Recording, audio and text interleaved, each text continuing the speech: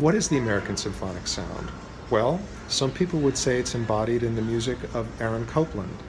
Others might say the music of Charles Ives. Others might say George Gershwin. Or others might say it's a conglomeration of the music of the cornerstone American songbook composers, Irving Berlin, Jerome Kern, George Gershwin, Richard Rodgers, and Cole Porter. I think it's a conglomeration of all those things. It's a unique sound that emerged in the early 20th century, albeit influenced by the symphonic music of Europe, principally German symphonic music, but also French and Italian symphonic music. And it was the work of Charles Ives and Gershwin in his symphonic works, as well as Aaron Copland, who really created the cornerstone sounds of this style, which are easily identifiable in the chord voicings and the way that the melodies float over the harmonies, not only float over the harmonies, but actually arise out of the harmony.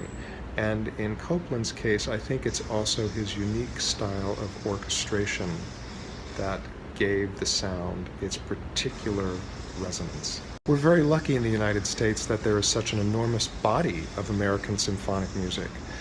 Many composers, not only Aaron Copland, but William Schumann, Peter Menon, Walter Piston, Roger Sessions, all created numerous symphonic scores that continue to develop the stylistic influences that emerged in the early 20th century.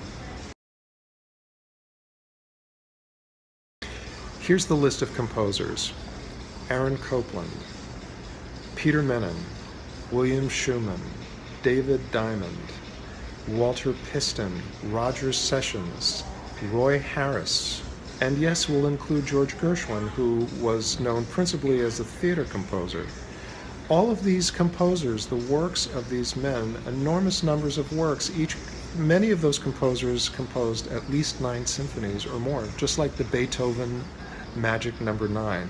While all of our composers, most of them, did the very same thing. My goal as a composer, as an aspiring composer, was to absorb this music, to absorb and understand how it worked, what made those sounds, and to let those stylistic influences wash over me, and to somehow then create in my own voice an extension of this music in a meaningful and honest way.